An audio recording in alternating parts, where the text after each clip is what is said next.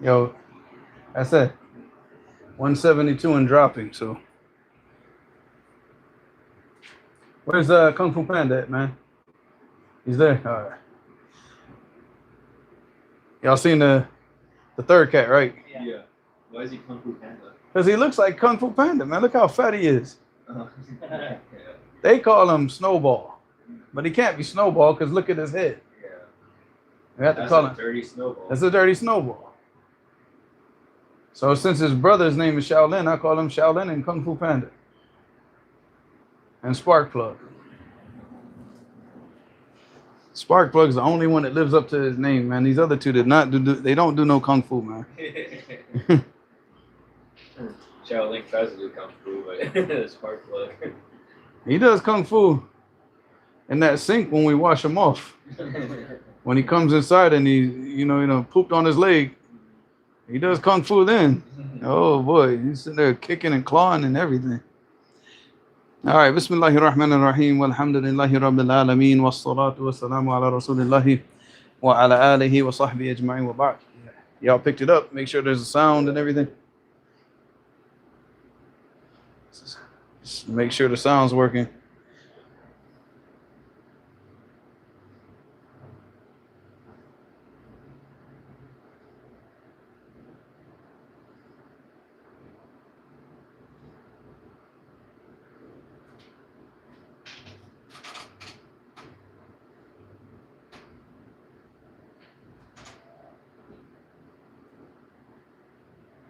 All right, it's going, yeah.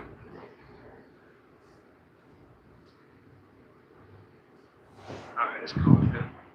Wa alaikum salam wa rahmatullahi wa barakatuh.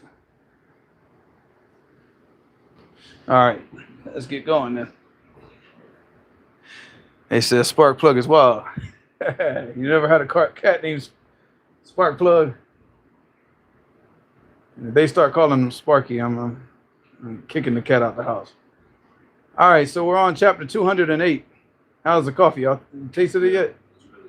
It's strong, ain't it? It's like strong, but it's smooth, ain't it? Oh, yeah. That's some good coffee, man. Yeah, what's up, man? Yeah. I've been trying to get. I'm waiting for it to cool. Oh, he's waiting for the German coffee, huh? Yeah, he's waiting for it to cool so it's not spicy. That's some good coffee. But I can feel we're not gonna be sleeping too much tonight. I'm clocking in at 9:30 tonight. You're good. I'm gonna be sleeping. He's gonna be chasing down the mice and everything tonight, man. Like, you come back here, freeze, put your hands up. The mice are like, man, as if, sorry, man, it's that Italian coffee. I think it had fentanyl in it or something. Almost time. All right, so we're on chapter 208, Bab al-Mubadhirin. The word mubadhirin, it comes from the verb badhara, yubadhiru tabdira. And you say, badhara al-mal an yafarraqahu israfa. Like, basically, you just waste money. You just waste it. Whenever, like, you just, just waste it on things that have absolutely no benefit. So this is, and generally, I mean, that's a general meaning. Specific meaning in Islam is that you waste your money on things that are not permissible. What? We're already getting on the questions already? No, just to make sure we're on chapter 208 or 208. Yeah. What about squander? Huh? What about if you squander? Yeah, the translation says those who squander. Yeah, but who uses that word amongst the people? That's what that means. Yeah, that's the correct word. Squander. You're like to squander your money, squander your wealth. Who says that though? You translated this book. Most of the people that translated those books are not even from America. Yeah, like you see a lot of the translations from people from Pakistan, and we don't. I mean, a lot of the old generations of Pakistanis, they were educated in Britain. Then they came to America, so they use like a lot of those old British words we don't use anymore. Like squander, that's something like you see in like a Charles Dickens novel or something like that. Nobody. I mean, have you ever heard that word in your entire life? Somebody actually used the word squander. Yeah. I mean, I know it from books. I mean, from like reading old English literature, I know the word, but I'm just saying it's not a common Everybody's gonna say waste, like to waste your money. Yeah. All right. Even like to spend your money extravagantly. Again, who says that? Nobody. Nobody talks like that. So yeah. All right. So Babul Mubaddirin. All right. So that means basically to squander your wealth away, to waste your money. All right. To spend it on things that are not permissible. All right. So Hadith number 444. All right. Which I think now we finished over a third of this book now. So we finished 1/3. We still have 2/3 left. So alhamdulillah, we're getting there, man. We're slowly, we're like the tortoise. I think it was just about a year ago when we started. I think the first episode was in August last year. Yeah, I mean, if we had taken the classes like probably every day, I mean, if we, probably would have finished it. But, yeah, qadarullah ma sha fa'al. So we take them when they were written for us to take them, man. So, all right, so hadith number 444, حدثنا قبيصة قال حدثنا سفيان, and this is a Thawri, عن سلمة عن مسلم البطين عن أبي العبيدين قال سألت عبد الله رضي الله عنه عن المبذرين قال الذين ينفقون في غير حق. So Abu al-Ubaydain, he said, I asked Abdullah, and ihtimal, this is Abdullah ibn Mas'ud. If I had to guess, that's what I would say. Because generally, whenever they just say Abdullah, it's referring to Abdullah ibn Mas'ud. That's what it says in the translation. All right. Alhamdulillah. So it is Abdullah ibn Mas'ud. All right. An al-Mubaddirin, he was asked about the meaning, like who are the Mubaddirin? Who are the people that waste their money? And he said, قال الذين ينفقون في غير الحق. He said, they are the people who spend their money in ways that are not in accordance with the truth, in a way that they shouldn't be spending their money. I don't know how do they translate that? Spending in the wrong way. Spend incorrectly. Yeah, spend incorrectly, spend it inappropriately. Like basically, they spend it on things that are not permissible, and that's what the meaning is. Because if they can ينفقوا مالهم في الحق, if they used to spend their money بالحق and in truth in the correct manner, that means that they're spending it in things that are pleasing to Allah subhanahu wa ta'ala. فإذا كان ينفقون أموالهم في غير الحق, if they're spending it in other than the appropriate manner, they're spending it in things that are not pleasing to Allah. All right, and these are the mubaddirin. And Allah subhanahu wa ta'ala, what did He say about the mubaddirin?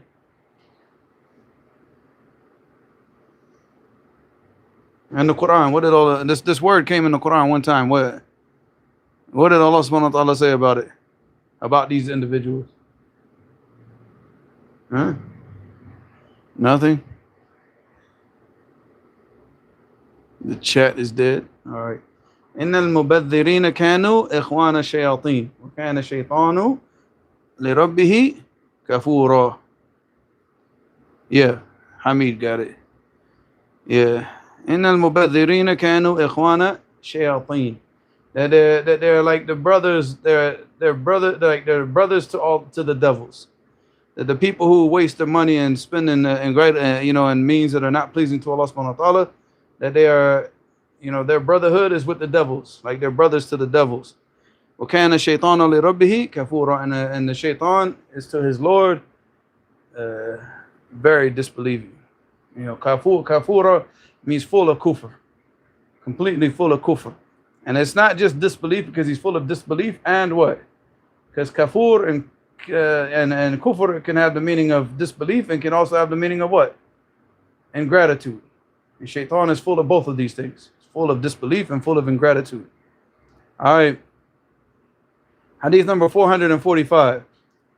حدثنا عارم قال حدثنا هشيم قال حدثنا حسين عن إكرمة عن ابن عباس رضي الله عنهما المبذرين قال المبذرين في غير حق. So this is a tafsir from Ibn Abbas رضي الله عنهما, and he was explaining the meaning of al-mubaddirin. He said, قال المبذرين في غير حق, that they spend their money in ways that are not pleasing to Allah subhanahu wa ta'ala, in inappropriate ways. All right, so that's clear. All right, with that, we've finished about spending. Now we're going to go, well, actually, there's still some more about spending, but most of this is going to be dealing with actually like working on the house and fixing the house and just working. So interesting chapters. What's up? Bookmarks in the coffee. That's all right, man. Everybody wants that coffee, man. Even the book.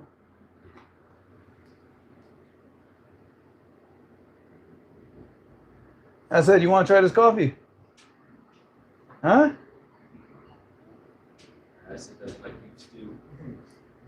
Oh, you didn't say beef stew tonight, though. Did you try it yet? And what it tastes like. It's good. But good for you means it tastes like beef stew. I like things other than beef That's stew. good. Those Germans are very like keen on beef stew. Yeah. Are we? Well, as long as he doesn't say like, how did the coffee taste? It tasted like sauerkraut, you know. That's not That a would good be sign. gross. No, Tastes that's like not, sauerkraut. it's not at all. No, that's very, very gross.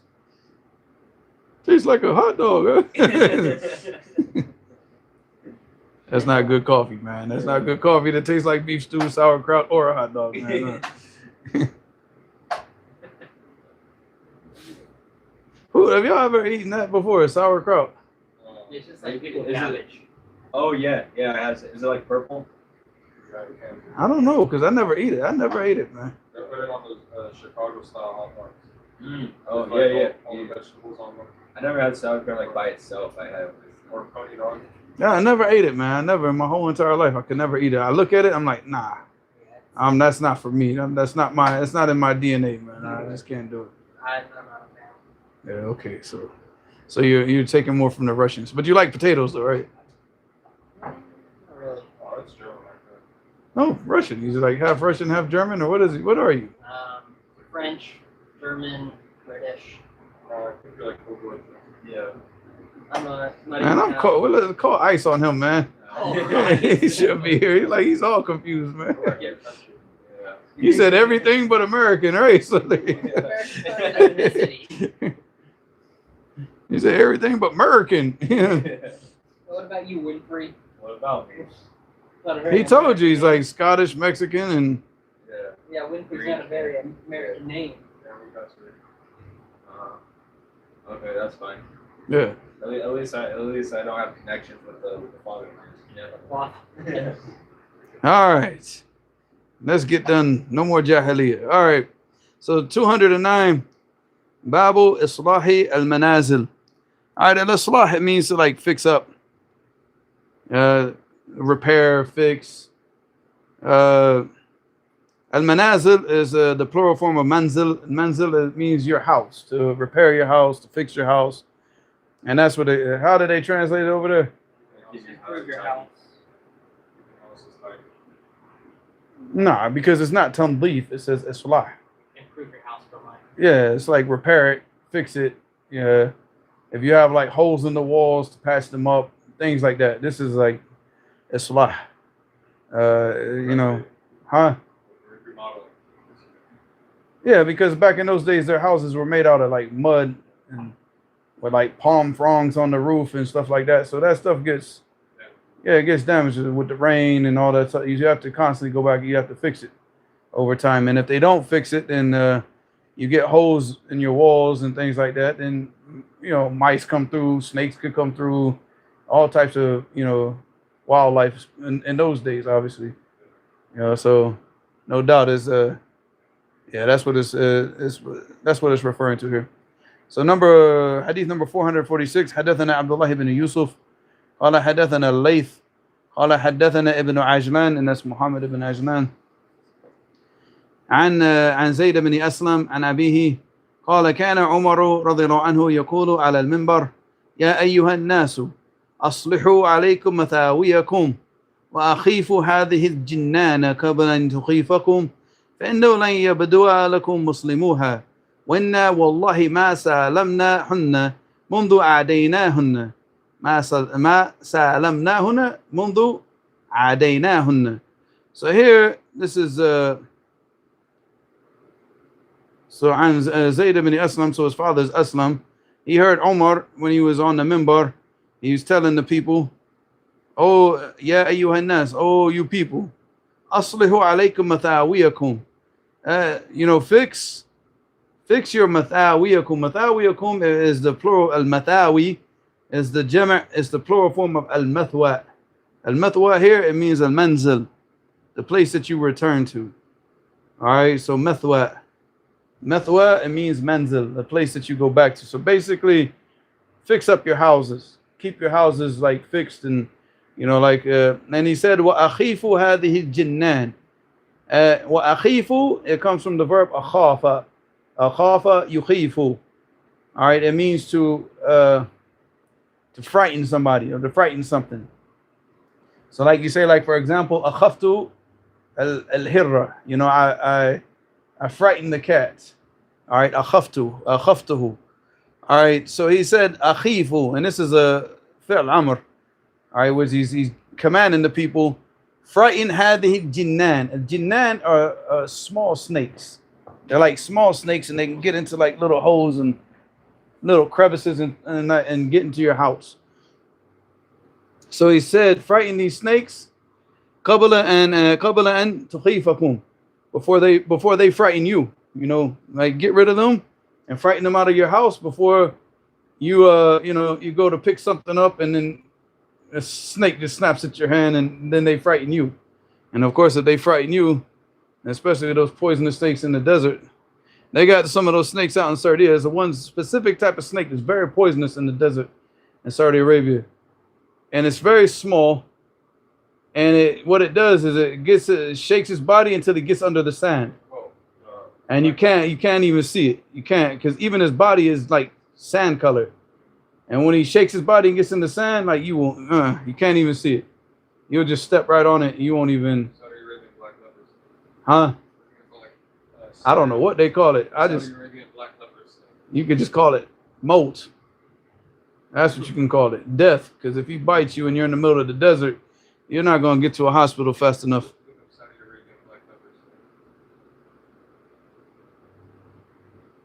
Oh, look up Saudi Arabian black lepers. You said black leopard snake, Yeah. but it ain't black though. I think that's what they call it. He's just like sand brown, like the color of sand. He's got the head like the viper head, but it's real short. It's probably like about like the size of like the forearm, the length of a forearm. No, go type in. Oh, that's it right there. Yeah, just find a poisonous. You know, just show me, man. Go ahead. Let me see if this is the one I'm talking about, though. I looked up Saudi Arabian black leopard snake, and what came up was Israeli. No, just type in desert, Saudi I know Arabia, what you're talking about. Saudi Arabia, poisonous vipers, Black desert leopards. snake. Let me see. Well, you're gonna take 3 days to get over here, man. There it is. Yeah, watch. He's gonna like just. Oh yeah.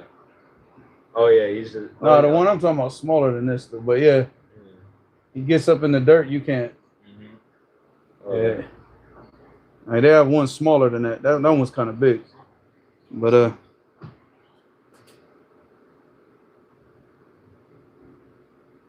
nah, that's a new snake. I don't know. I'll find it. I'll show it to y'all later, inshallah. I'll find the name of it. I don't care about like. I don't know all the names of these snakes, man. A snake is a snake, dude. I deal with every snake the same. It's permissible to eat them? Huh? No. Oh, Why would you want to eat a snake anyways? It's nothing but bones, akhi. There's no meat on it. It's all bones. There's no. What are you gonna eat from it? Make a belt out of it, but what are you gonna eat out of it? Oh, it's permissible to make like clothing out of it, like belts. Tan the skin. I mean, the skin is not najis, so it's nothing that prevents it. You know, once it's tan, we'll go over that in Bulugh Maram. Probably very soon, inshallah. Very soon. As those hadith are coming up very soon. All right. So he said, all right, back to this. So he said, وَأَخِيفُ هَذِهِ الْجِنَّانِ. So frighten these snakes قبل أن تخيفكم, before they frighten you. فإنه لن يبدو. It comes from the verb بدا يبدو. All right, بدا يبدو. It means to like. I guess. I mean, يبدو. It can mean like, for example, it seems. You know, like how we use the word. You seem sick. you know, because it has to do with to appear. So bada lak, I mean, it means like to what? To, this is how it appears to you, how you see it. فإنه لن يبدو لكم, like, but here it won't emerge and it won't what? What you're gonna see, he said, لن يبدو لكم مسلموها. You're not gonna see the Muslim. He's talking about the jinn from among, because obviously the jinn, they take the form of what? They take the form of the snakes. And he said, you're not gonna see the Muslims. The Muslims won't appear to you in this form. The only jinn that are gonna appear to you in this form are what? Yeah, the shayateen. So he said, you're not gonna see the Muslims. The Muslims are not going to appear to you like this and frighten you like this. It's only going to be the shayateen. How did they translate this part? Those among them which are Muslim will not be clear to you. The Muslims among the jinn living in the houses in the shape of jinnat, small snakes, will never appear to you. Yeah, it will never appear to you. Yeah. What did you say? Those among them which are Muslim will not be clear to you. No. Because he used the word bada. He didn't use the word. Because that would be from a tamyiz. Like, you won't be able to do tamyiz, like tamayyiz. Like, between a Muslim. Because if you saw a jinn, like a jinn took the form of a snake. And you know that, like, this is a jinn, not an actual snake, but this is something that a jinn that took the form. You wouldn't know whether it's a Muslim. That's distinguishing. But he's saying that no, because the Muslims will never appear in that form because they're not going to come and frighten you. You understand? They're not going to come to you in a form that's going to frighten you, because it's not permissible for a Muslim to frighten another Muslim anyways, you know. So that's haram to frighten your Muslim brother. So he said, so the ones that will appear to you are going to be kafiruha, you know, the kuffar from amongst the jinn. وَشَيَاطِينَ وَإِنَّا وَاللَّهِ مَا سَأَلَمْنَاهُنَّ.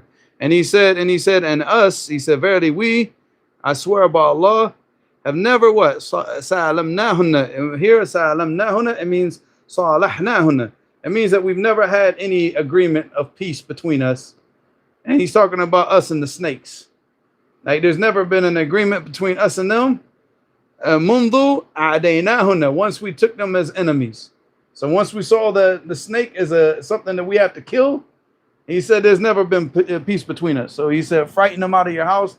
But this is the whole point of fixing up the house, that you fix up the house in a way so, like, where these things don't come into your house. Like, for example, like, you know, like here, we don't have a screen on the window. So we open up the windows. We don't know what's going to come in the house. And forget the snakes. All right, obviously it's not snakes, but black widows will come in the house. The brown recluse spiders will come in the house. Or what? You say midgets? No. Yeah, midgets will come in your house. And, Pigeons. oh, pigeon. I thought you said midgets. And I'm like, yeah, that's dangerous, man, to have midgets coming up in your house because you can't see them. Hiding, they'll be hiding with one of those Indonesian knives underneath the bookshelf or something. We can't see that dude. Jump out the house, and stab you in your big toe, man.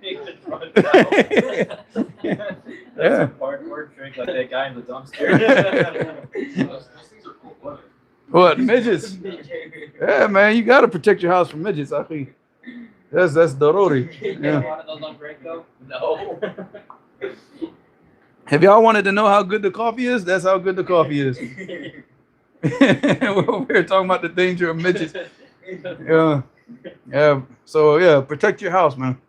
You know, get everything. You know, get the screen on your window so the midgets can't come in. Get the hose patched up so you know. Like with us out there, like this in this house, oh my God, I can't. Ooh, the ants, y'all know.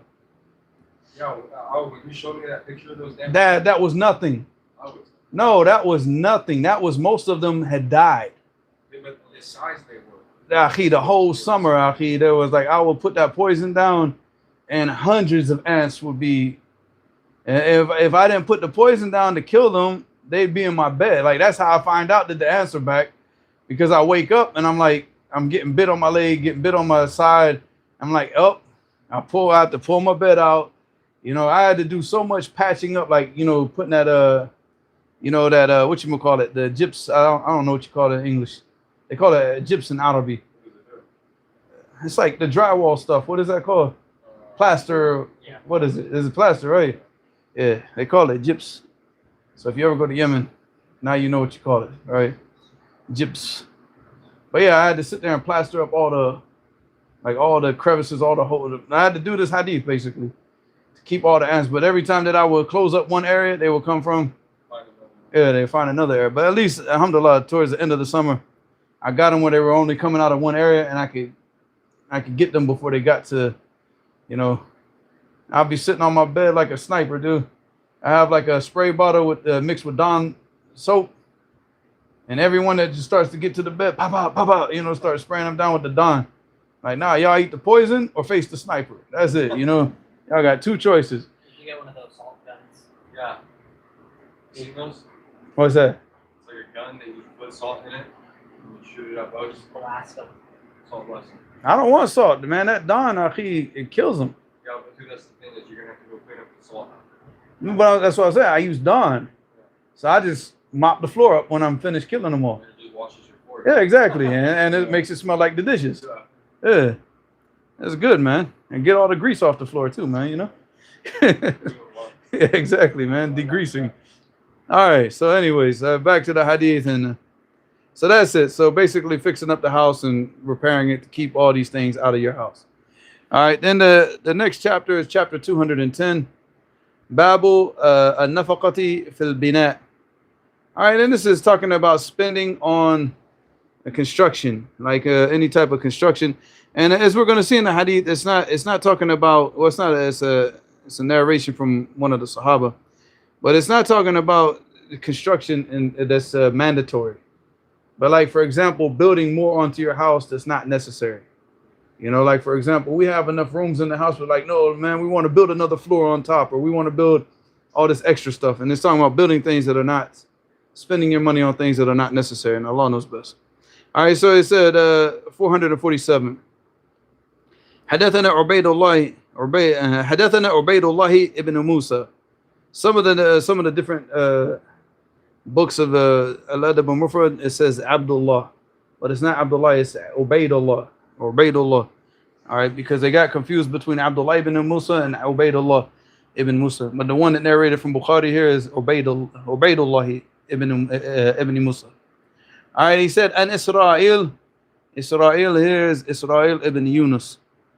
And Abi Ishaq and Harithata ibn Mudarrib and Khabbab رضي الله عنه قال إن رجل لا يؤجر في كل شيء إلا البناء. So here Khabbab رضي الله عنه, he said that a man, he will get rewarded for everything إلا البناء, except for what he spends on construction and building. How did they translate it? Or like, except for building. Construction is better. But anything, but this is what it's talking about, that all the things that he spends his money on that are necessities, that are like the rights of people over him, his children, his wife, his other family members that might have rights over him. Anytime that he spends the money on these individuals for food, for clothes, that he yujar, that he gets a reward for it. He said, illa al-bina, except for building onto the house with things that are is not necessary. Just adding on to the house, and you already have enough space in the house, but you might know we need another bathroom. Oh, we need a second kitchen. Yeah, akhi, I knew one person, one of these Ikhwani dudes in Yemen had 11 kitchens, akhi. 11 kitchens in his house. 11 kitchens, akhi. Ikhwani dude in Yemen. Big Ikhwani. I don't even want to say his name now, he's dead. Every time I say his name and something bad, everybody starts unsubscribing, but and plus because he's not like, he's a nobody, so there's no point in mentioning his name. But yeah, 11 kitchens, akhi. All right, what do you, like, seriously, or what are you going to do with 11 kitchens in your house? When you're not uniting all the people, you need a lot of kitchens. No, they have one huge kitchen outside that they feed the guests on, and the guests don't come into the house. They have this huge kitchen outside. That's one of the 11 kitchens. Yeah. How do they get 11 kitchens? Because these dudes have money, akhi. These guys ain't, these Ikhwani dudes are not poor. They're not running around. Oh, they go to Saudi and then they tell Saudis that, hey, we got these, these projects. We were building a masjid. We're trying to build a university. They get, the businessmen from Saudi to give them, like, large amounts of money. they use like 1/3 of that money to actually go towards the project, and then they're breaking people off with the rest of the money. And the next thing you know, he's building. He doesn't have like a house. He has a huge building, 2 buildings. That's his house, and that's all the family lives in those buildings. And only 1/3 of it goes to the actual project. Maybe a third. Where's the other 2/3 go? And in his pocket and other yeah, because he got to pay off other people. Got to pay off the tribes. Got to pay off everybody for protection. So yeah. Let me see. What did the brother say? Man, he just put a laughing face. I told you I sent there's a brother Abdullah. Brother, I've known him all the way since I first got to the match 25 years ago. So he's a German brother, a real German. Like he, from Germany. Grew up his whole life in German, speaks English with a German accent. He's German. He never lived in America. Either he lives in Yemen and Saudi or he goes to Germany. So I sent him a picture of the coffee to see if he knows it, the German coffee that you couldn't translate. And he just sent me a picture of another bag of coffee that he has. So I'll see, inshallah, when we get finished with the live stream. But all right, so then, inshallah, we'll stop there as far as the Adab and Mufrad, inshallah.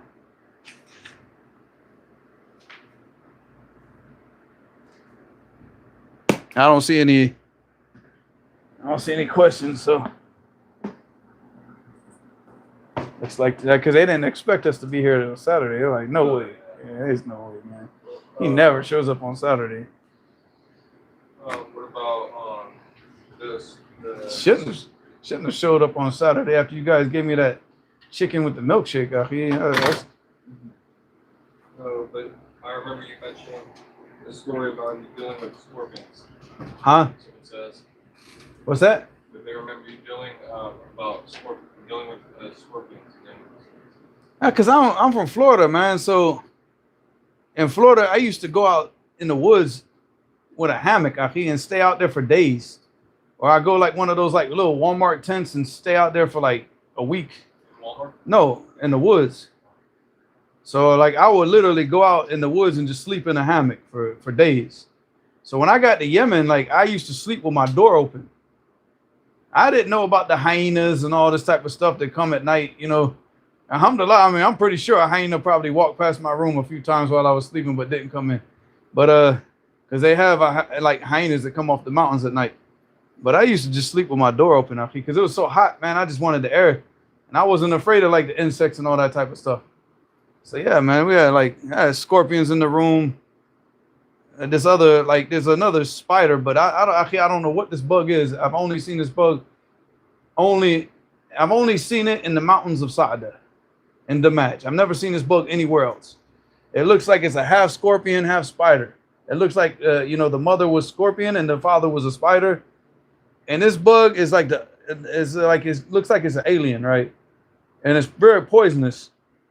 And the thing is it moves so fast. Like by the time you go to slap it here, it's already on the other side of the wall. So you just to kill those things, you have to like literally, get it to move over and just time it. How big was it? It's about like that big.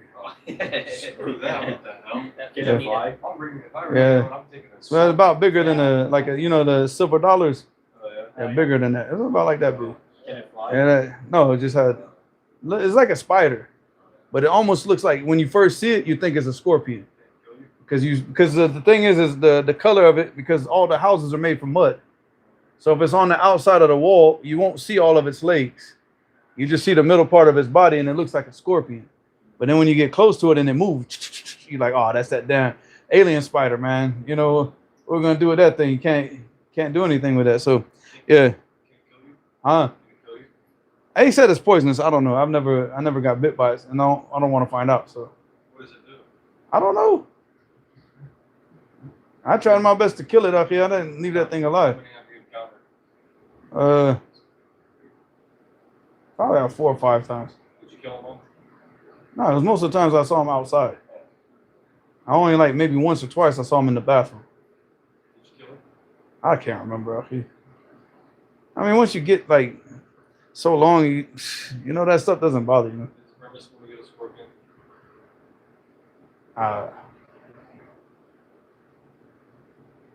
This is that, you know, that kathrat al-asila, you know, that asking too many questions that we were talking about yesterday.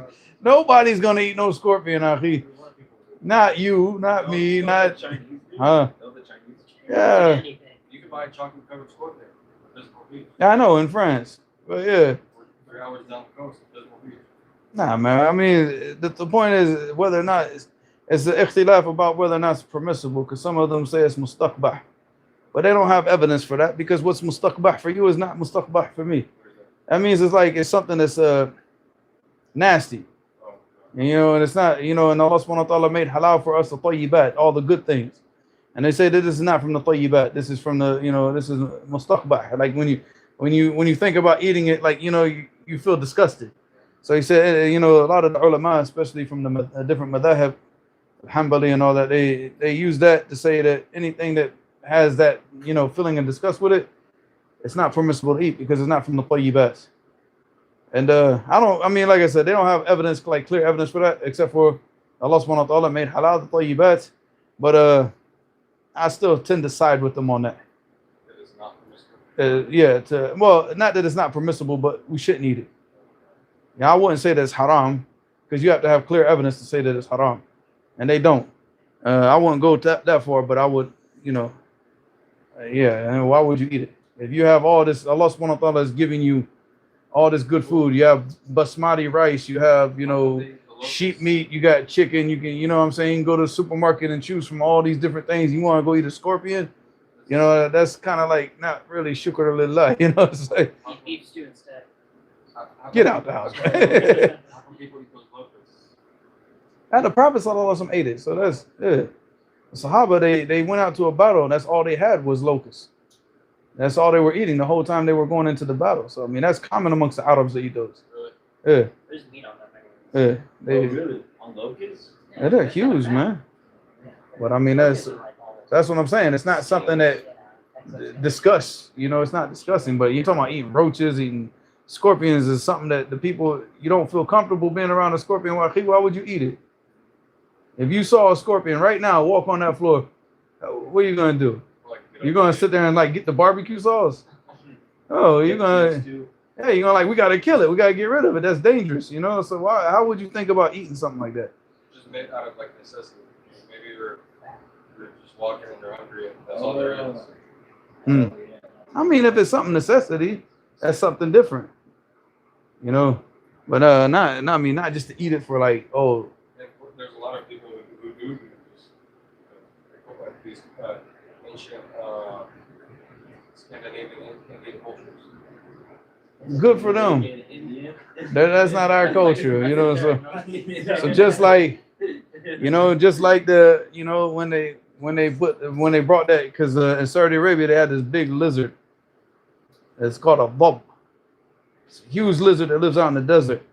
So Khalid bin Walid radiallahu anhu and the other group of Sahaba, they were eating this in front of the Prophet sallallahu alaihi wasallam, and the Prophet wasn't eating it. So they got kind of worried. They're like, you know, Ya Rasulullah, haramun hu? You know, is this haram? Because he was eating around it. He wasn't eating the lizard. And he said, la. He said, you know, la. I mean, different narrations, they say different things. Some of the narrations said, la yakun min quta qawmi. Some of the narration said it's not from the food of my people. And then in another narration he said, la yakun min quta qawmi fa ajid anna a'afuhu. You know, I feel disgust with it, you know, that I you know, like I don't want to eat it because I feel disgusted by it. So it's basically a personal thing with him. So he didn't say it. He's telling them, y'all eat. It's your food, but you know, this is not from the food of my people. I don't eat it. So I'm not Thailandy. And Thai is not my people. You understand? So they can eat the roaches if that's their custom. But I'm not going to eat roaches and scorpions and insects because that's not the food of my people. The food of my people is sweet potato pie, cornbread, meatloaf. you know, that's the food of my people, and that's what I'm going to eat. Yeah. And I'm not going to exchange a sweet potato pie and cornbread for insects any day of the week, akhi. And even when I was in Yemen, I never ate the locusts. The Yemenis eat it. They used to come into the masjid with bottles of them, man, and just be popping them like pills, akhi. You know, but nah, I never ate one. It's not from the food of my people, akhi. If they want to eat it, that's halal for them, you know, go eat it, but I'm not gonna do it. So We yeah. got some questions now. Instead, what other books do you plan to go over in the future? I don't know. Right now, I have a book that we're waiting to get published, but it's not going to be published probably until in December, maybe. And there's one book that I already finished writing, which is the 50 Hadiths on for the softening of the hearts. But that book is going to be published in November 8th or 9th, I think it's the publishing date. It's already finished. It's already up on Amazon, but it's not published yet. And only like 3 or 4 people have copies of it right now. Who's the one? Ibrahim. Ibrahim has a copy of it. No, the 50 hadiths for the softening of the hearts. Yeah, that's a good book. But I have another book of hadith, which is it's going to be on Tawheed, which is 100 hadiths on the correct beliefs of the Muslim. So that's a book that I want to teach next when it comes out, because I took and corrected all the narrations that we had to go through in Kitab Tawheed and added 70 more hadiths, you know, onto all those hadiths, you know, all the different hadith concerning the beliefs of a Muslim. So that's when that comes out, inshallah. It's finished. The brother is a brother. His name is Ashar in Britain. He's doing the formatting and getting everything ready for it. But I told him it's not a rush, you know, because I'm still waiting for the 50 hadiths. Because I got 3 books already finished. The 50 hadiths for the softening of the hearts, the 100 hadiths for the correct beliefs of the Muslim, and the 50 hadiths for the correct or proper. I didn't give it a title yet, but it's going to be something like the 50 hadiths for the proper Islamic marriage. So it's going through all the 50 most important hadiths concerning marriage, everything, all the issues pertaining to marriage. So all of those books, inshallah, once they come out, we'll be teaching them, inshallah. But I mean, as far as like the live streams, when we get done with this, I want to do a Bukhari. You guys got Bukhari yet? Not in Arabic. Huh? Not in Arabic. It's better just order in Arabic, man. Yeah. Weren't you teaching them the present time? Yeah, we were going through the Mukhtasar of Sahih Bukhari.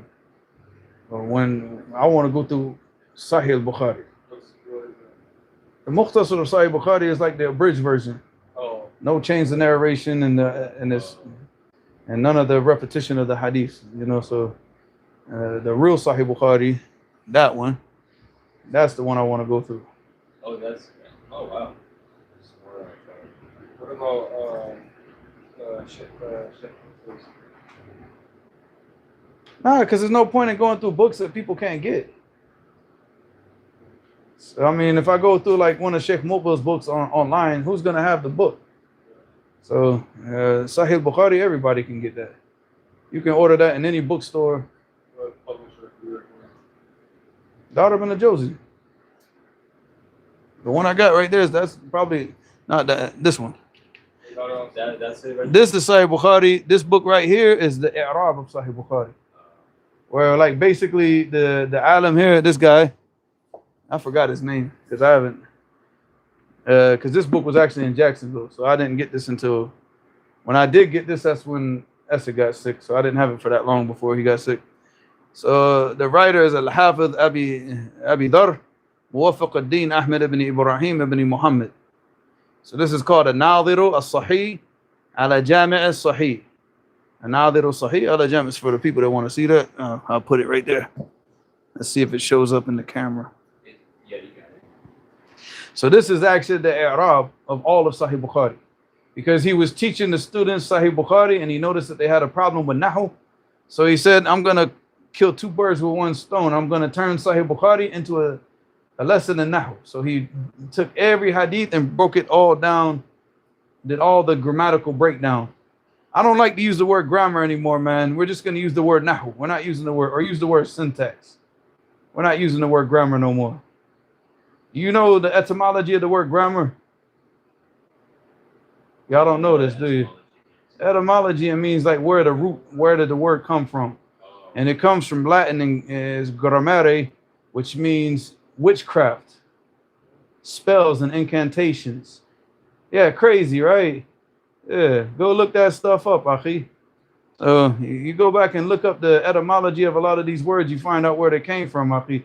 Because you got to understand that the people that fled to America, they were fleeing persecution. They weren't Christians, Akhi. Those were the witches that fled here, man. Like the Puritans and stuff? Like the old, like, like a lot of the people that were fleeing, like the Druids and all these, like the people that they pretend to be Christian. Just like a lot of the Spanish, like the people in Spain, if you didn't pretend to be Christian, you got killed. So they killed the Muslims, they killed the Jews, they killed anybody that didn't accept their religion, Catholicism or whatever, With that queen, what was that? Elizabeth, the one that didn't, no, was it Isabella or Elizabeth? Isabella in Spain. Yeah, she didn't like take a bath for like how many years? Look how long that dirty witch, Akhi. Go look it up. Like, was it her that didn't take a bath for like how many years, man? How long did Queen Isabella, right? That's the... Yeah, like how long did she go without taking a bath? That's why she killed everybody, because Twice in her life. Akhi. Once on her birthday and once on her wedding. She bathed twice in her life. Did she have children? Or did they get stuck inside and died from the putrid smell that was coming out of there, man? Google AI says this attribution is likely a myth and debated by historians. Yeah, of course they're gonna. Of Of course they're gonna say that now. But it says that she washed little and did not change. This is known. This is like a historical fact. It's always been known. Now they're gonna Google AI is gonna sit here and say, well, it's debatable. Man, shut up. It hasn't been debatable my whole entire life. They Ask if the president of Eagle Land with Asian stuff and the way I like, oh, we don't talk about that. What? Any more questions before we go to Sharia? Oh. Yeah.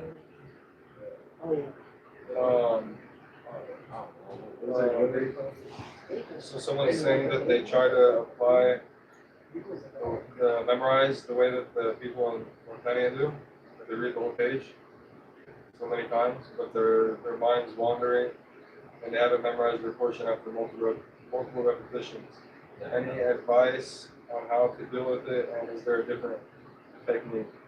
Well, that's the whole purpose of memorizing it in that manner. You think that your mind's gonna, like, you're reading the same page 300 to 500 times. Do you think that you're gonna be active-minded the whole time every single time that you read that page? Absolutely not. Maybe the first 20 times you're gonna be really focused on the page, what it means, what you're saying, and then you're gonna start to do it like autopilot. So you'll be reading, and you're thinking about, what am I gonna have for lunch? Oh man, I forgot I owe this dude money. I gotta go pay him back. All these things start popping in your head that you never thought about before, and then or like maybe you think you just there, oh my God, I need to go order Italian coffee on Amazon, something like that. So and Yahya can insult it and call it beef stew, but whatever, or maybe you're like, whatever, I need to protect my house from the midgets. But the point is like, exactly, the scorpion spiders and the midgets, the two most dangerous things in this world, Akhi. Yeah. Now just imagine a midget scorpion spider. So, I mean, your mind is not going to be active when you're reading something like that. But that's the whole point, because when you're starting to read it, and you're reading it like almost like subconsciously, like you're reading it, but you're not even thinking about it. That's when it's going deep into that long-term memory. And that's why you just got to keep repeating it over and over and over and over like that. So when I was sitting with one sheikh from Mauritania, he told me like this is what they used to do, is that every day that they would finish their classes, they would go back and they would have like, the tea, the green tea that they drink. They drink green tea with na'na', with a mint. And whoever was making the tea had to recite whatever book they told them. They said, okay, like let's say that they were memorizing Alfiyat ibn Malik. Then the person who was making the tea, because have you ever seen people from Mauritania make the tea? They do this like because they like to have the bubbles that take up like half the glass. So what do is they mix, all right, they boil the water with the sugar in it first, right? And then they have another cup to the side where they put the green tea in it. They pour the water onto the green tea leaves so the green tea leaves open up. They put the mint in the kettle. Once the green tea opens up, then they pour the green tea leaves into the kettle, and then they're just taking the water from the kettle, pouring it in the glass, pouring it back in, pouring it in the glass, and they keep doing this, but they're doing it from high up. So what happens until the foam, like it starts to foam up, and they get this real thick foam. So what you're getting like this much tea in the glass and that much foam, right? But they got to sit here and do it over and over. It's like a 15, 20-minute process of making this tea. So whoever's making the tea that day, he has to recite like whatever they're memorizing. Like I said, let's say that they're memorizing Alfiyat ibn Malik. He starts from the beginning and he starts reciting Alfiyat ibn Malik while he's making the tea. Is he going to be focused on what he's reciting, or is he going to be focusing on the tea? Exactly. So the whole point is to see how well you memorize it. Can you recite it without making a mistake while you're busy doing something else? And the other 2 people or 3 people, whatever, his companions that are sitting there waiting for him to make the tea, their job is to catch him making a mistake. So they're there they're listening. They're listening to him recite. And if they, catch, if he makes a mistake, to correct him. So they do this. The whole point is to strengthen, like to get it to the point where like you can, when I revise something, I'll go wash dishes and I'll revise it while I'm washing dishes. Or I'll revise it while I'm like the car's warming up. Or when I'm doing something else, I revise it and go over it to make sure like I have it. Because if I can't do something else without making a mistake, then I don't have it. Yeah. So when they're doing the repetitions, should they how many should they do looking at the page and how many without? That's gonna differ from person to person. Some people, they might memorize a page within 5 times. Some people take 20. Some people take 50. How many times looking at the page? I'm saying that's gonna differ from person to person. I might look at a page and I know that page so well because I've heard it so many times, or these like lines from Alfiya are easy for me, and I might only read them 5 times, 10 times from the page. And then I might find other lines that are more difficult. I might have to read them 50 to 75 times from the page and then start reading them from memory. This is going to differ. It's not even going to differ just from person to person. It's going to differ what you're memorizing. Like for example, a hadith are a lot easier than poetry. Poetry is a lot more difficult than hadith. Hadith, for some reason, like that's for me. I mean, like I said, each person's different. The Arabs, they were going to say the exact opposite. They're going to say no, poetry's easier for them. Each person's different, okay? So, are there any other memorization techniques that you're working on? Well, doing like a quarter of a page at a time. Huh? It doesn't matter how much you take, akhi. Take a quarter of a page, take a half a page, take a whole page, do whatever you want to do. I thought you read it 200 times by looking. By the time that I used to read 500 times, probably 200 times was probably looking. 300 without? Yeah. So 200 straight looking? No. Just 50 straight looking. And then I would read like maybe 3 or 4 times without looking, and once looking, and once not looking, once looking, like that. So like I said, it depends. There's no set thing. Each page is going to be different, it's because each page is some like when I was memorizing with this Mauritanian sheikh, I was memorizing the first mu'alaqat of which is Imru Qais. I memorized the whole poem with ease. I used to go out because they in Yemen and Sana'a, they cut the electricity out. So when they cut the electricity out, I used to go outside and just walk around and just recite the poem over and over and over again with ease. But I got the 4 lines of that poem towards the end. I had to read it 1,200 something times just to get it. It's like I say, it's different. It's not even different from person to person. It's different from page to page. There's one page in Bukhari, not Bukhari, in Surah Al-Baqarah. It took me 750 times to memorize. Yeah, so that's reality. You can't sit here and say, this is going to be like this every single time. No, it's not. Some things just don't stick. No, that was just a 500-page time. The one that was 750 times, that was in Los Angeles. Oh, was it? It just wouldn't stick. I would sit there on the bus reading it, read it at work, read it coming home, read it everywhere, and I just would not stick. So no, I mean, it's different from, you can't sit here and say this is the way it's going to be. Any person, I mean, that's what I'm saying. When you're asking that question, that's because of lack of experience of memorizing a lot. Because once you memorize a lot, you're gonna understand that it don't work like that. There's gonna be certain things that just stick and certain things that just there's no explanation. It's no like that page in Surah Al-Baqarah is no reason why it took 750. I don't know, but there could have been a lot going on in my life at the time. I don't know. Maybe I can't remember what was going on in my life. Maybe that was when I was trying to marry that Iranian girl. I don't know. I don't know what was going on at that time. Why it wasn't sticking. So I don't. I couldn't tell you. I don't think I was trying to marry that girl. That was long over with. Because that was like right before I left Los Angeles and went to Texas and went to Yemen. So that situation was finished. So I don't know. Couldn't tell you. But there's things in your diets. Anything could just change, and cause your memory to just weaken. So. No, honey, I did not see your question. I got it. I see it. Do you want to administer a platform for Muslims to buy and sell? Is it upon me to make sure every participant knows the rulings and buying and selling? No, it's upon you to make sure that you know the rules of buying and selling. As far as you can't sit there and make sure that every person that buys from you that they know, but you have to know that. If you're the one selling, then you have to know the laws for yourself. Okay, that's all the questions. Sharia. Finally. I mean, have a question. Yeah, Hamid, send it on WhatsApp.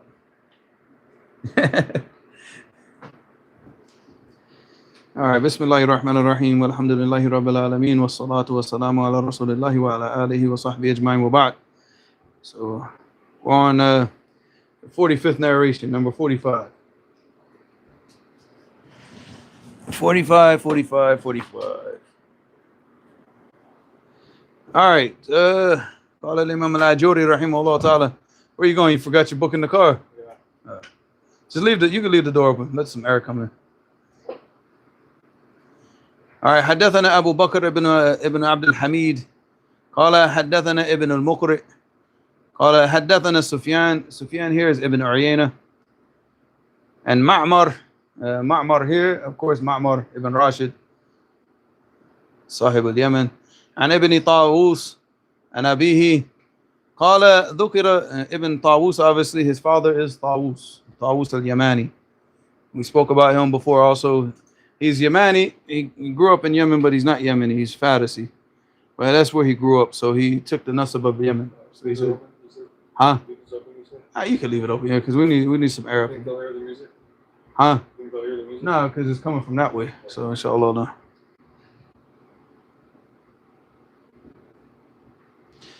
قال ذكر لابن عباس رضي الله عنهما الخوارج. So the Khawarij were mentioned to Ibn Abbas. وما يصيبهم عند قراءة القرآن. And what happens to them when the Quran is recited around them, because they put on this false display of righteousness, because obviously there are people that go to extremes, and the Prophet ﷺ mentioned about them. I said 45. Yeah. The Prophet ﷺ mentioned about them, أن يكره أحدكم صلاته إلى صلاتهم وقراءته إلى قراءتهم. Where one from amongst you would, dislike and look down upon his salat in comparison to their salat, because they used to pray for a very, very long time. Because they used to go to extremes. And he said, and you dislike your recitation in comparison to their recitation.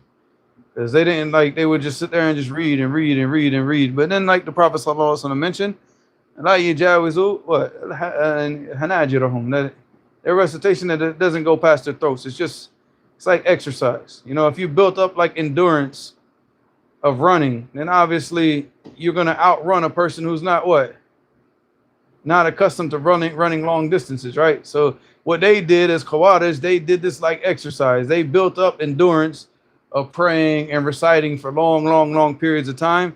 But again, nothing. They benefit nothing from this.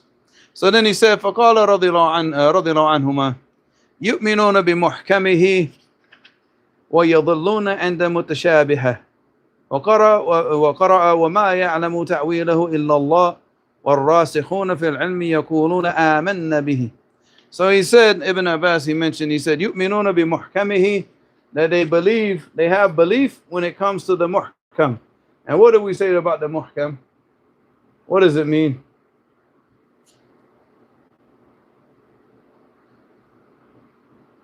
And the muhkam, it means that the ayat that are like wadihu ad-dalala, like the evidence is clear.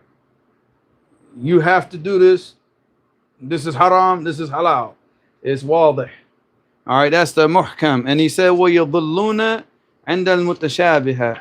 And then they where did they get misguided? They get misguided in their interpretation of the ayat that require the correct interpretation. These ayat, you're supposed to go back to the understanding of the Salaf, to the understanding of the, first off, you go back to the Quran itself for the tafsir.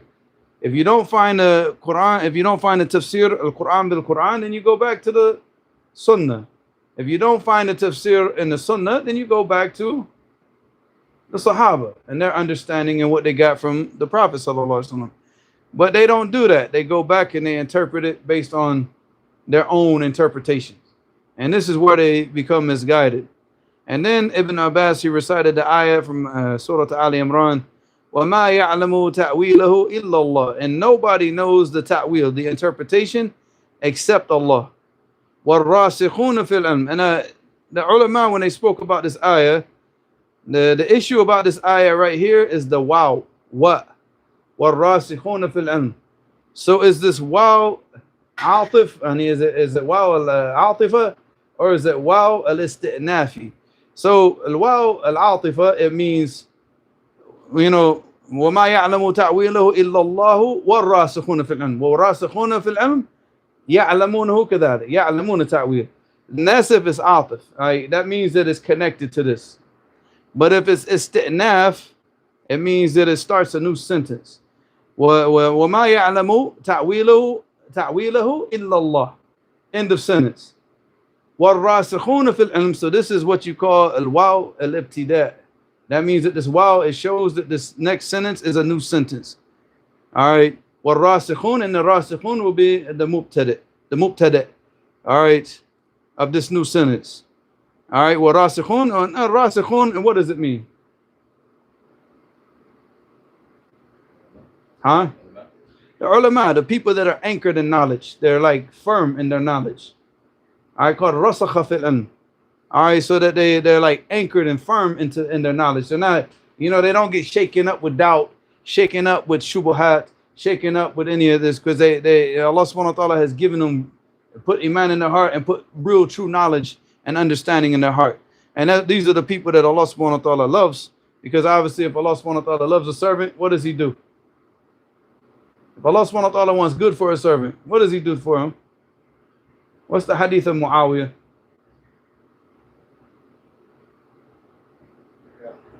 I don't know the hadith. No, they shouldn't be saying Yahya. They're saying Yahya because you're the throw him under the bus guy. But they've heard these ahadith probably 50 times. You're new. You have an excuse. They don't have an excuse, so they got to throw you under the bus, you know. Even, all right, man, you have an excuse. You have a little bit of an excuse. But no excuse. You've been here from the beginning. From the beginning. All right. So I forgot what I was saying. Oh yeah. Well, man, you didn't. Anybody? Nothing. I'm trying to see if somebody. Man yuridillahu bihi khayran ish. Yufaqihu fi ad-din. If Allah subhanahu wa ta'ala wants good for a servant, he gives them understanding in the religion.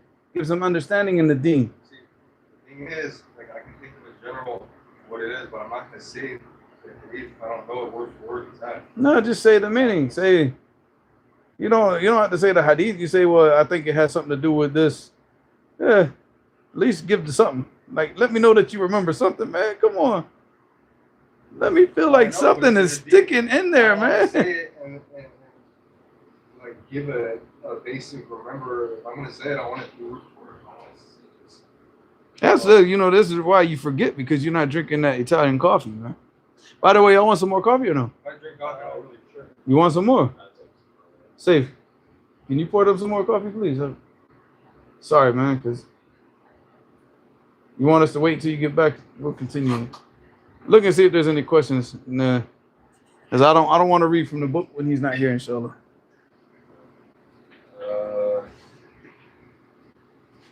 Ustad, what is the meaning of the hadith of the shaitan being the black dog? It was said that the dog referred to shaitan here is the one with 2 white dots. No, with 2 white dots with the white dot. Besides his eyes or something. Oh yeah, the 2. I guess it's 2.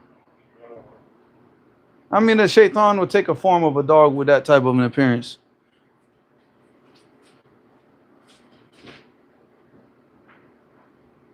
Well, I have a question. You say like flight, you have to pronounce the alif at the end. Oh, no, by the way, this book, this one right here, I have to give credit to Sajid because that was a gift from Sajid. What? Baby scorpion spider. Nah, that's not. What were you saying? He was asking when you say khair, do you pronounce the alif at the end? Like say khair. Yeah, khayra. Yeah. Because if you stop on khair, that means that it's going to be either kasra or a dhamma. It's not going to be mansoob. It's mansoob, you have to continue. Yeah. Jazakallahu khayra. Yeah. That's it. Yeah, that sound like, to me, I feel like I've never heard him say that. Because nobody says it. They don't say it correctly.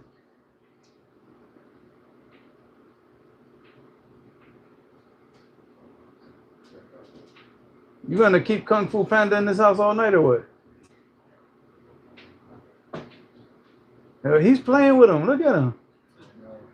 High fives. No, but that's good because he hasn't been like that all day, man. He's just been sitting there just, doing nothing. He won't even go to sleep. Every time he starts to fall asleep, he's like, I don't trust you guys, man. As soon as I fall asleep, you're gonna shave all my hair off and send me off with the midgets. I ain't trying to do that. You could do him a lion's cut. Because his cat friends probably told him, hey, man, my cat friends always told me, don't ever fall asleep around white people, man. And it's true. You should never, ever fall asleep around white people. Yeah, they'll drug you up. Yeah, no, they'll pour like shaving cream in your mouth and put their brain inside of your body. put their brain inside.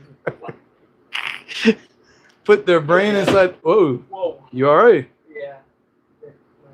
They'll auction you off. Huh? They'll auction you off. People who are about to die. Hey, where's my coffee at, man? Huh? You forgot me, man? Say. Was that for you? Huh? Oh wow. Yeah, he likes you, man. Oh, take it with the right hand. How's that Indeed account looking? Any other questions, man? Because you got to bring. Yeah. How long should one read books a day, or how long should one read books a day for someone with a 9-to-5 or school or family setting? However much you can read, and you have. I mean, it depends. Again, it depends on what you're reading, how much you focus when you're reading. It's not time management. There's a lot of factors that go in. There's no straight answer for that. Like some days you might feel energetic and you can sit there and read for 4 or 5 hours straight. Other days you might read for 20 minutes and you're like, what did I just read? What's going on in your life at the time? I mean, you read as long as you have focus. Like for me, if I can't focus, I'm putting the book down. I'll go do something else until I can focus. Or I'll just read something. Like I'm always reading different books. So I'll read like one book in fiqh, one book like Ibn al-Qayyim, and then I'll just read like sometimes like right now I'm reading a John Grisham novel. Why do you think I ordered the Italian coffee? Because the story is set in Italy, and I was like, oh no, because the whole time he's like drinking espresso in Italy. I was like, oh, that sounds too good, man. But I mean, you read whatever you read. Like for me, it's like I always got to be reading something, even if it's just a novel, but just to keep the habit of reading. Because sometimes your mind is just not there, man. It's just not focused. Like I'm trying to read Ibn al-Qayyim, but if I'm like stressing about, oh, we got to pay rent, oh, we got these bills coming up, I can't focus on Ibn al-Qayyim. I'll sit down and read it for 5 minutes. My mind's tired. I close the book. That's it. And other times when, like I said, when I'm feeling better, I'll sit there and read for like an hour or 2 hours. You know, but it depends. There's no set anything. No more questions. All right, so my son's back. So he said, so basically, وَمَا يَعْلَمُ تَأْوِيل. A ta'wil of ta'wilahu. Ta'wil comes from the verb awwala yu'awwilu ta'wilan. Awwala, it means to give an interpretation. It actually means to give a tafsir. Ta'wil can also mean a tafsir. And whenever the ulama use the word ta'wil in reference to, the misguided sects of Islam, ta'wil is referring to what? Like a false interpretation. False interpretation. But وَمَا يَعْلَمُ تَأْوِيلَهُ إِلَّا اللَّهُ. So what they're talking about when the ulama, they said the strongest opinion is that the waw here, the waw is lil-isti'naf, which means that وَالرَّاسِخُونَ فِي الْعِلْمِ is a separate sentence away from what? وَمَا يَعْلَمُ تَأْوِيلَهُ إِلَّا اللَّهُ. So what does that mean? Does that mean that the human, like none of us know the ta'wil of the ayats? Huh? So what do we have books of tafsir for if we don't know the ta'wil? Huh? We have books of tafsir, right? Yeah. In my room, on the bookshelves in my room, I have Tafsir al-Tabari, I have Tafsir ibn al-Jawzi, I have Tafsir ibn Kathir, I have Tafsir al-Baghawi, I have all these tafasir. So, but we don't know the ta'wil. Huh? But only Allah subhanahu wa ta'ala, He knows the full meaning, the kayfiyah and all. See, because the thing is we get the interpretation of the ayats and we understand the meaning, but we don't understand it in the full. A lot of the things in regards to Jannah, in regards to hellfire, these are things you're not going to know until after death. You're going to know them. You're going to know the reality, that they're real, but you're not going to know the reality of them. And then the kayfiyah and all of this is knowledge that only Allah has. All right, so we don't know all of, so that type of ta'wil is the only knowledge. But as far as the basic understanding of the Quran, we have it. Is that was we didn't have that, then what was the purpose of the messenger, right? So and the Rasul sallallahu alaihi wasallam came to the people to do what? To teach them what they need to know to worship Allah, to understand. And this is His sunnah, and everything that He did was for us to understand the Quran and to do what? To carry out the commands of Allah and stay away from His prohibitions. So the ta'wil, the basic ta'wil, what we need, we have. The knowledge that we need has been here. We have it. But then there's a ta'wil of the real full understanding. That's only with Allah. It's not going to be with us. Our knowledge is limited. Our knowledge is very, very, very limited. So He said, وَالرَّاسِخُونَ فِي الْعِلْمِ يَقُولُونَ آمَنَّ بِهِ. So the people that are rooted in knowledge, the people that are well grounded in knowledge, they say that we believe in all of it. You want to try it, don't you? It tastes like good coffee. That's what it tastes like. We're making the people in the chat jealous out here, aren't we? Like, oh man, I wish I could be there drinking Italian coffee. And there's no such thing as Italian coffee, Akhi. There's no. Told you, Italians don't grow coffee.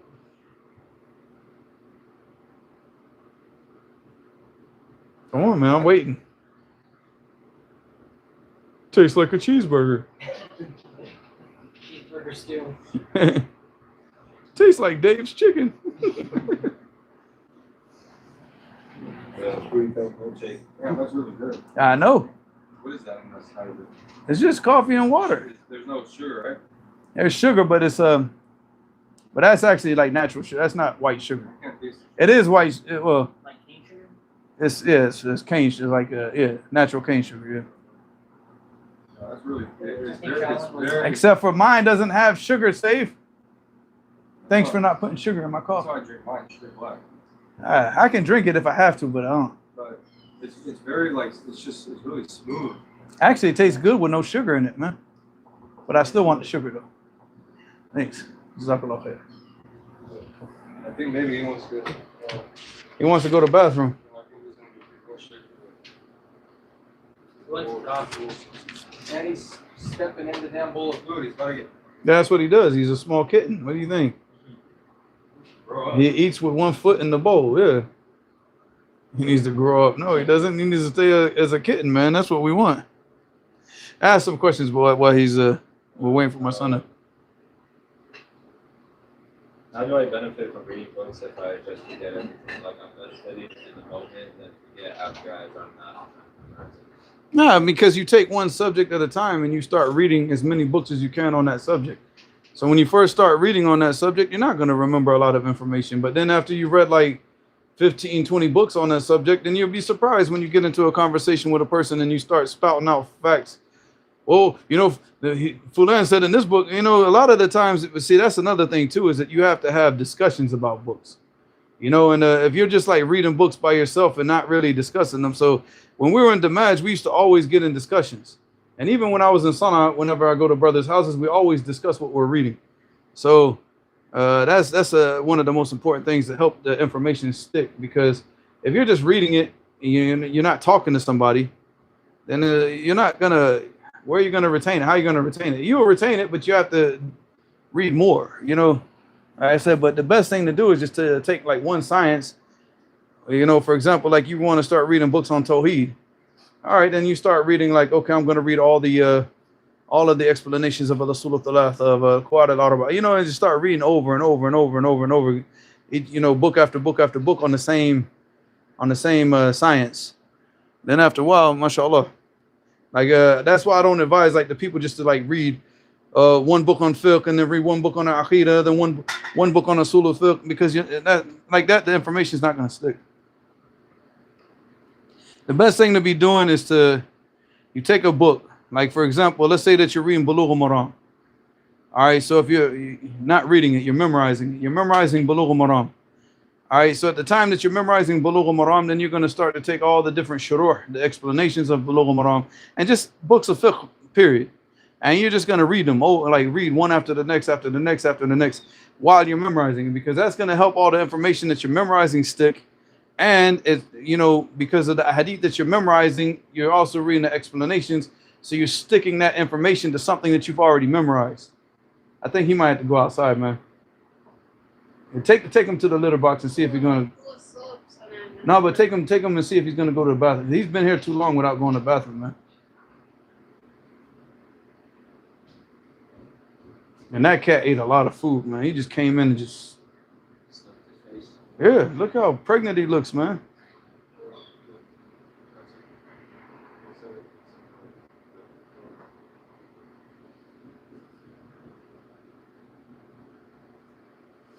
All right, so the next narration, hadith number 46. Safe, you ready?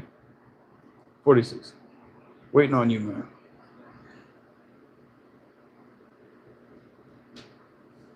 All right, he said حدثنا ابن عبد الحميد أيضا قال حدثنا ابن المقرئ قال حدثنا سفيان also ابن عيينة and عبد الله ابن أبي يزيد. Yeah, just making sure. قال سمعت ابن عباس رضي الله عنهما وذكر له الخوارج. So he said, I heard Ibn Abbas when the Khawarij were mentioned to him.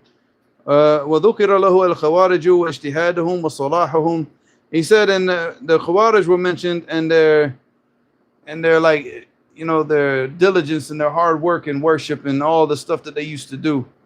فقال رضي الله عنه, and then Ibn Abbas said, he said, ليسوا هم بأشد اجتهادا من اليهود والنصارى وهم على الضلالة. He said, what? And I was like, I thought it was like fuzz or something on, you know, it flew on my kufi. I thought it was I was like, you're talking about these insects. I thought it was one of the midgets jumped on my, you know, like got the invasion, man. All right, so he said, ليسوا هم بأشد اجتهادا من اليهود والنصارى. He said that they are not more hardworking than the Christians and the Jews and the Christians. وهم على ضلالة, and they're upon misguidance. So who cares? And so he's basically saying, who cares about their hard work? They're praying a lot, if their beliefs, if they're based. And why did he compare them? He said they don't work any harder than the Jews and the Christians. So the Jews and the Christians, no matter what they do from amongst worship, they can sit at that wall and, you know, do that little clucking like a chicken that they do. They can do that for 3 days straight. Akhi, it's not going to benefit them nothing on the day of judgment, because they're on dalala, they're on misguidance, they're on kufr. So the same thing with the Khawarij. They're on what? They're on dalala, they're on misguidance. So all the stuff that they do, all the praying and all the reading of the Quran, what's it going to benefit them in their own misguidance? What's it going to benefit them when they're causing corruption in the Muslim lands? And that's what he's saying. He said they don't work any harder than them. And obviously he's talking about the Jews and the Christians of their time, not our time, because the Jews and the Christians now, that's nothing to compare yourself. But then again, look at the Khawarij of our time. The Khawarij of our time listen to music, they shave their beards, they watch pornography. Yeah, the Khawarij of our time would be called kuffar by the Khawarij of their time. If the Khawarij of their time were alive in our time to see the Khawarij of our time, they would make takfir of them and kill them. It's like some of the land they call pornography. They did. He works for the CIA anyway, but that's neither here nor there. He's an engineering student. He never studied the religion. He sat with Sheikh bin Baz one time and Sheikh bin Baz kicked him. He said, Sheikh bin Baz told him, rahimahullah, he said, if you ever open your mouth again, I'm going to write a letter and have you put in jail. Really? Yeah, and he left and he fled and he went to Sudan. And that was in the 90s when Bill Clinton bombed Sudan because they said, oh, he's hiding there. He was in Sudan. He left Saudi Arabia, went to Sudan, and he went back, and he went to Afghanistan. This was after the bomb. After the Afghan war. After 9/11? No, way before this, way before. He was dead by the time that 9/11 happened. Oh, really? Yeah. I didn't know. I thought He died, he got sick and he died a long time ago. Osama bin Laden? Yeah. No way. That's known, Akhi. Oh, That's so they didn't kill him? That's known in Saudi Arabia. He died he had a major sickness. He went to the American hospital in the Emirates while he was wanted. So all that garbage, he could find that stuff on the probably if they didn't wipe it off the internet, you could probably still find it on the internet. But nah. Oh, so Nah, he's been dead way before they even have that. So Those they videos of him, used- they were fake, Akhi. That wasn't him. And he's been dead for a long time, Akhi. So it was the Bengals that did the 911 then. It always has been. I don't know. it was Bill. It was I don't know George anything Bush. when it comes to like questions like that on Yeah. YouTube, Akhi. I don't know anything, man. Yeah. Bush. Yeah, but I George was- Bush worked for the Bengals. I'm not supported by alphabet agencies. We're not going to keep our YouTube channel by talking about this stuff. So yeah, man, let's just leave it where we're going to leave it right now. Yeah. Because anything we say can and will be used against us in the court of YouTube, you know? So, I mean, you remember like just one time I just mentioned one thing about putting your trust in Allah instead of using that stuff, and they took the video down. Yeah. They took the video down just because of that and gave us a strike on the channel that just went away recently. We've had the strike for all that time. Yeah. No, we didn't get in trouble for that. Yeah. We got in trouble for that. Speaking about the shot, saying that we put our trust in Allah, and we know that only Allah subhanahu wa ta'ala can heal all sicknesses. And the video got taken down because of that. No. I don't care about none of that stuff, Akhi. They care about certain things that they're paid to clean off the internet. So they could care less. I mean, if you look at like all the stuff that you see on YouTube, Akhi, is complete degeneracy. They allow all the garbage, but if you say one thing that that they have to take it down because they're paid to take certain things down. Yeah, that's right, Mustafa. We're gonna get another strike, man. And if we get another strike, that means we won't be able to post for like a long, like there's a period of time we can't post a video. So y'all chill out. Yeah, we're gonna be doing live streams on BitChute next, a Rumble or something. I don't know. All right, so yeah, we'll stop here, man.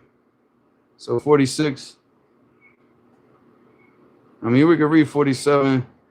I mean, let's read 47 because we'll read 47 and we'll finish, inshallah. All right, وأخبرنا عبد الله بن صالح البخاري قال حدثنا مخلد بن الحسين بن أبي زميل قال حدثنا أبو المليح الرقي عن سليمان بن أبي نشيط عن الحسن وذكر الخوارج فقال حيارى سكارى ليسوا يهودا ولا نصارى ولا مجوسا فيعذرون. All right, so this narration is ضعيف. Sulaiman ibn Abi Nashid is majhul al-hal. So this narration is not authentic, but it's true. It's true. So this is a statement on al-Hasan al-Basri. He said, وَذَكَرَ الْخَوَارِجِ, and he mentioned the Khawarij. فَقَالَ حَيَّارَ سُكَارَ. Hayyara, it means they're like hysterical. Because they go to like, they get janoon. They because they're so misguided that they've gone far off the straight path, to the point where it's like their aql and their mind, it doesn't even function properly anymore.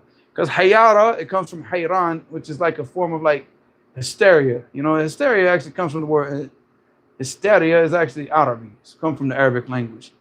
But hayyara, because they've gone off the straight path, they lost their minds. Sukara, it means they're like drunk. Like they're drunk. All right, laysu Yahudan wala Nasara. They're not Jews and they're not Christians. Wala Majusan, and they're not Magians, fire worshippers. Fayu'dharun. So they have no excuse. Because he said if they had been those kuffar, they might have an excuse. But because they're Muslims, they have no excuse. Because the knowledge is there. But with the Jews, the Christians, the fire worshippers, they don't have this knowledge that we have. So as Muslims, we have knowledge that they don't have. So he said if they were like in that situation of being like them, he said we'd give them an excuse. But because they're Muslims, we don't give them that excuse. But like I said, this narration is not authentic. Sulaiman ibn Abi Nasheed is majhul al-hal. All right. Yeah, Allah knows best. Any questions before we end this live stream? Is wrestling without striking the face but still hurting another Muslim and striking other than the face permissible? Wrestling without striking the face? Wrestling's fine. Wrestling is a very, very good fighting style that Muslims should all learn. Wrestling, shooting like bow and arrows, and if it's legal for you to shoot guns, then shoot guns. Like these are things that Muslims should be doing. So Muslims should be the top. Technically, Muslims are the top wrestlers in the world. Technically, no, Khabib is not a wrestler. He got what's his name? Abdul Rashid, what's his name? The guy from Dagestan. But I think he's retired now. But that guy won, I don't know how many gold medals in wrestling, but you got some very, very strong wrestlers from Muslim countries, man, over the years. So they've always been respected. So, but those are from like certain areas. We're not Muslims all over the world, but Muslims, we should be the best wrestlers. And we should be the best bow and arrow people, but we're not. Al-Bukhari, rahimahullah, he used to, in his free time, he used to go out and shoot. He used to practice with the bow and arrow for fun, it was his hobby. Because whenever he wasn't writing hadith and he wasn't revising hadith, he would go out and you can find this, I believe, in the Sirah al-Nubala. He used to go out and shoot the bow and practice archery in his free time. So, no doubt, these are things that as Muslims we should be strong in: swimming, wrestling, archery, horseback riding, things like this. And alhamdulillah, these are beautiful skills to have as Muslims. Did you take him to the? Did he go to the bathroom or no? You might have to take him outside, man. Should we learn how to use swords? Yeah. This one has Arabic written in it, and that specific question I actually asked Sheikh Ahmed Wasabi, rahimahullah, when he was the Imam of the Damaj. I actually asked him that question based on the hadith that I mentioned to you guys yesterday, I believe, when we were talking about the Dajjal and the technology, and I said, no, we're going to go back to not having technology. And I actually went to the Sheikh and I asked him, I said, the hadith mentions that, فَلَمَّا عَلَقُوا سُيُوفُهُمْ عَلَى زَيْتُونَ. I said, because the hadith mentions that they hung their swords on the zaytun. So I said, so this hadith shows that we're going to go back to fighting with swords. And he said, yes. And I said, does that mean that we should learn how to fight with swords? And don't you think that'd be a good idea? He said, absolutely. He said, it's good, that we all these types of styles, and we should, because we're obviously, as a Muslim, you have to learn whatever you need to defend yourself. These kuffar are not going to let us rest. There might be a time period where we don't experience fighting and people are not attacking us, but it's going to happen sooner or later. And when we were in Yemen, we knew it was just a matter of time before something like that happened. So it's not like we just sat. So, but you have to be ready for things like that. So any type of fighting style, fighting with archery, fighting with swords, fighting with your hands, wrestling, whatever you can use. I mean, you can still practice like Thai boxing and stuff like that, and it's still good because the kuffar don't have the rights as a Muslim has. And if a kafir puts you in a situation where you feel that you're in danger, akhi, you hit that kafir wherever you can hit him. I don't care about his face. Break his jaw, break his nose, poke him in the eyes, hit him in the throat, kick him in the groin, do whatever you got to do, akhi.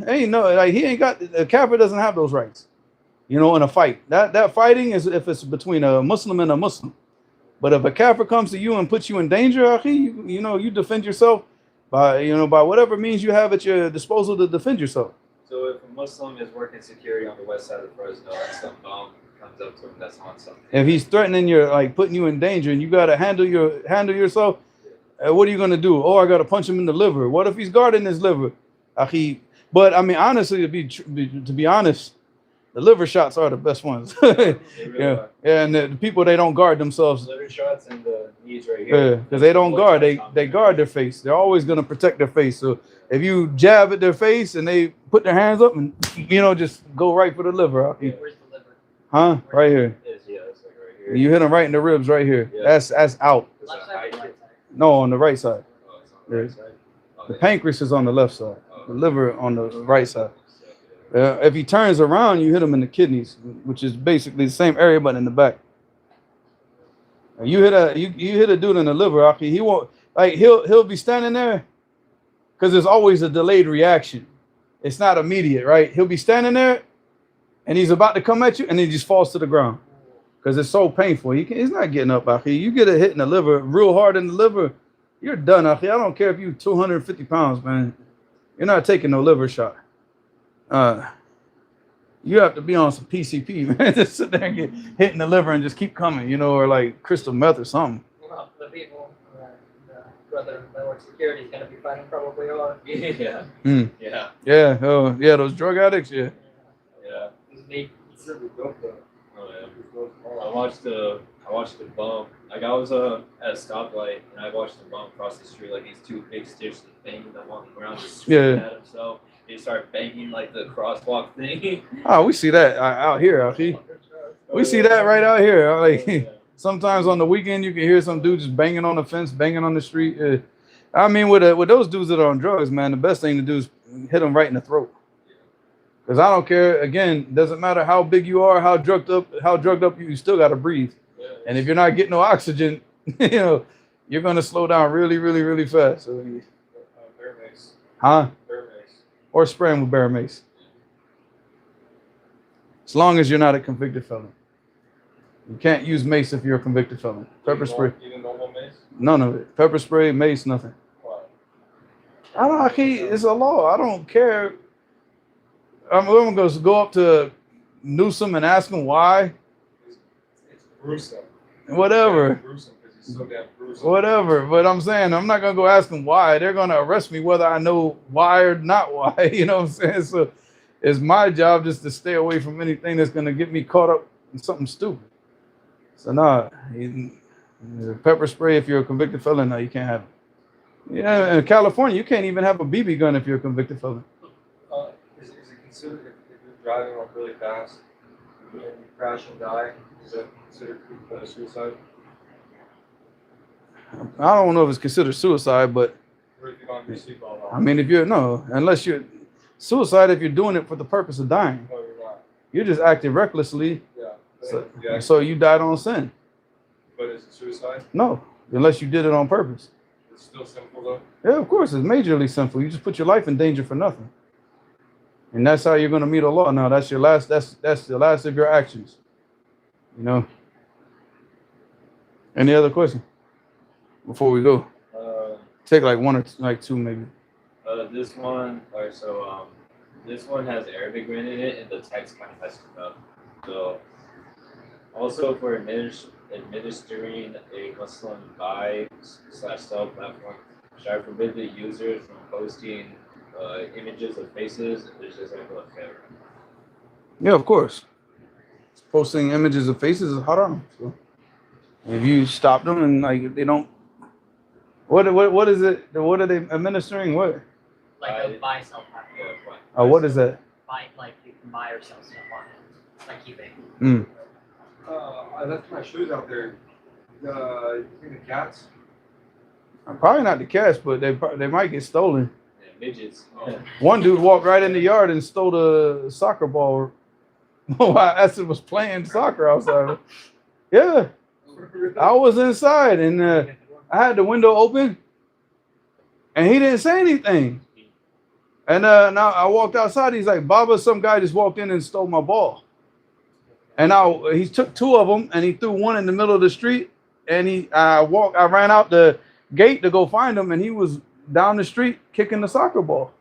You seen him down the street? Yeah.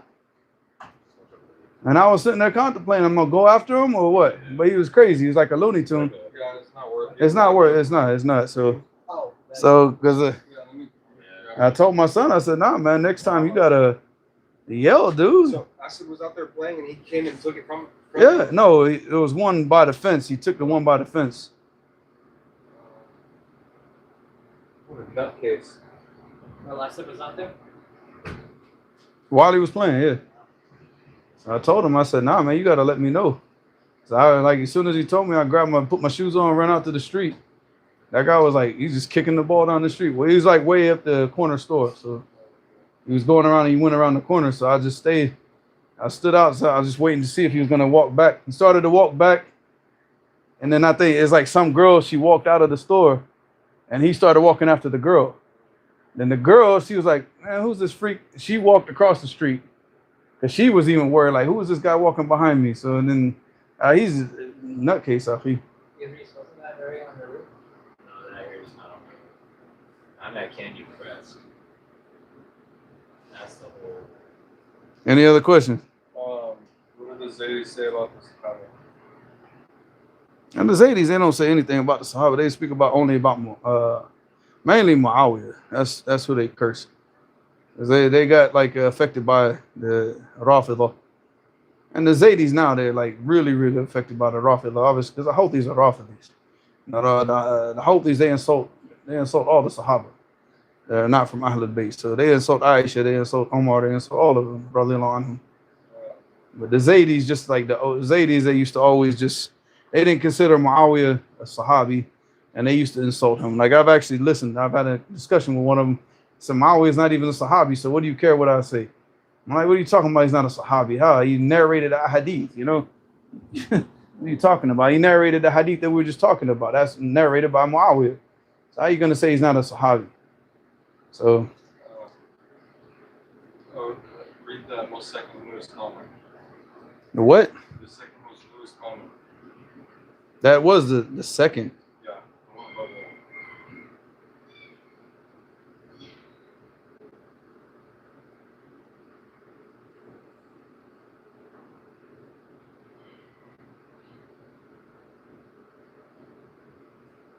You're talking about the one that's talking about the shutter. Oh, he's saying that they studied with you. Right. I don't see that. Where is that at? It's the look at the newest ones. You're talking about a comment. Oh. Yeah, that's not a question. Yeah, I remember. Yeah.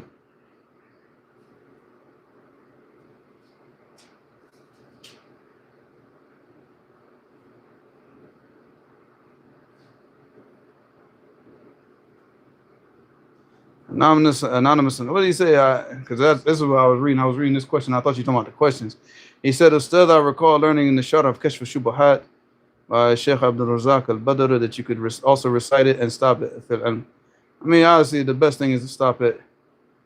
You know, وَالرَّاسِخُونَ فِي الْعِلْمِ is a new sentence.